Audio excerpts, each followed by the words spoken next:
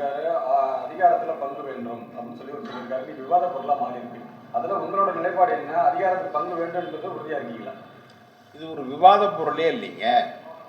எல்லா அரசியல் கட்சியும் தான் வளர வேண்டும் என்றும் அதிகாரத்தில் பங்கு வகிக்க வேண்டும் என்று விரும்புவது இயல்புதான். நாங்கள் மட்டும் சொல்லல, வைகோவே சொல்லியிருக்கார், நாங்கள் இன்னும் அதிகமான தொகுதிகளை எதிர்பார்க்கிறோம் என்று. கம்யூனிஸ்ட் பார்ட்டியில் சொல்லியிருக்காங்க, நாங்கள் அதிகமான தொகுதிகளை எதிர்பார்க்கிறோம் என்று. திருமாவளவன் ஆரம்பத்திலேயே சொன்னவர் அவர்தான், அதிக தொகுதிகளை எதிர்பார்க்கிறோம் என்று.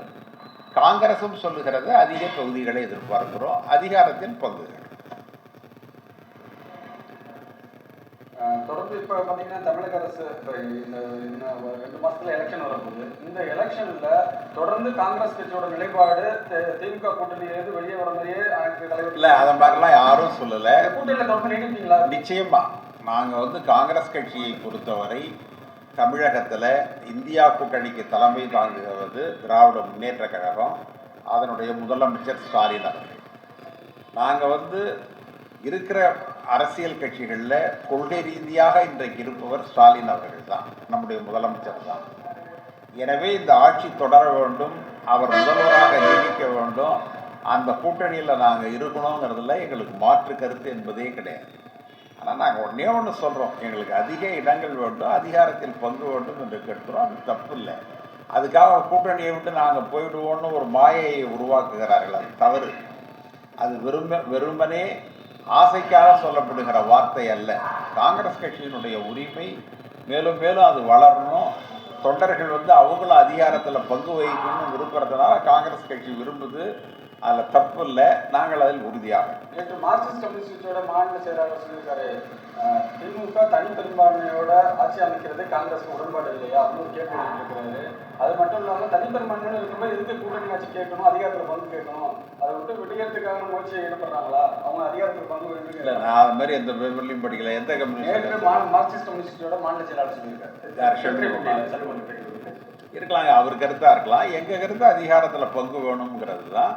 நாங்கள் அதிகாரம் வேணும்னு விரும்புகிறோம். ஆனால் நாங்கள் திமுக கூட்டணியை தான் ஆதரிக்கிறோம், அதைத்தான் விரும்புகிறோம், அதில் தான் இருக்கும். இல்லை, தாவைக்கு தலைவர் விஜய் ஃபர்ஸ்ட்லேருந்து காங்கிரஸ் கூட்டணி வைக்க ஒரு விருப்பமாக இருக்கிறதா செய்தி வருது. அப்படிங்கிறப்ப அவரோட ஆப்ஷன் எந்த செய்தியும் இல்லைங்க, நீங்கள் போடுறது தாங்க அதெல்லாம். விஜய் உங்ககிட்ட பேசுனா அவர் ஏற்கனவே சீமாட்ட கூட சொன்னதா சொல்லியிருக்காங்க. ஆமாம், சீமா கிட்ட சொன்னார், மாசித் உங்ககிட்ட சொன்னார். இல்லை, அதனால தாவேக்கு ஆப்ஷன் ஓப்பன் பண்ணுறதுனால காங்கிரஸ் பேரம் அதிகமாக காங்கிரஸ் பேரம் பேச வேண்டிய தேவையெல்லாம் இல்லை. பேரம் பேசுறதுக்கு இல்லை, என்ன இருக்குது, வியாபாரம். திமுக எங்களுடைய தோழமை கட்சி, எங்களுடைய நண்பர்கள், அவங்க சிறந்த ஆட்சி செய்கிறாங்க, மாற்று கருத்து இல்லை. அதுவும் குறிப்பாக ஸ்டாலினை பொறுத்தவரை நாங்கள் மற்றவர்களை விட அவரை நேசிக்கிறோம், மதிக்கிறோம், விரும்புகிறோம், எல்லாம் சரி. ஆனால் அதற்காக எங்களுடைய இயக்கம் கீழே போகிறத நாங்கள் விரும்பலை. அது மிக உறுதியான கருத்து.